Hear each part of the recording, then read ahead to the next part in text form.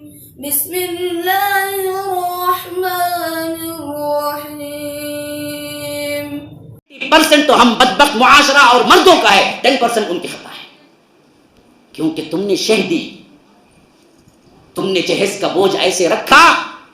آج بچیاں بیٹھے بیٹھے بوڑھی ہوتی ہیں اور ان کی مائیں ان سے کہتی ہیں کہ ذرا بن سور کے باہر نکل، بغیر جہیز کے کہیں کوئی کیا ہے، تیرا عاشق مل جائے گا تو ہم شادی کر کے رکھتے ہیں۔ اگر تم نے شادی کو آسان بنایا ہوتا تو آج ہم نیوز میں یہ اخبار میں ہر روز یہ نہ پڑھتے کہ فلاں مسلمان لڑکی فلاں لڑکے ہندو لڑکے کے ساتھ بھاگ گئی۔ یہ روزانہ اس واسطے ہم پڑھتے ہیں کہ ہم نے معاشرے میں شادی کو سنگین بنا دیا، زنا کو آسان بنا دیا۔ دوش ہمارا ہے، معاشرہ بگڑا ہے تو ہم مردوں سے بگڑا ہے۔ اسی واسطے اکبر الہ آبادی 100 سال پہلے یہ شعر کہا، آج دیکھتے تو کیا بولتے پتہ نہیں تھا،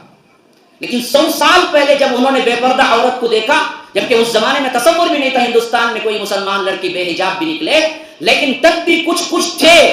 جن کو کبھی دیکھ لیا تو بہت بڑے شاعر ہیں اکبر الہ آبادی، انہوں نے کہا بے پردہ کل جو نظر آئی چند بیویاں، بڑا پیارا شعر ہے، کہا کہ بے پردہ کل جو نظر آئی چند بیویاں، اکبر زمین پہ غیرت قومی سے گڑ گیا، پوچھا جو ان سے آپ کا پردہ وہ کیا ہوا،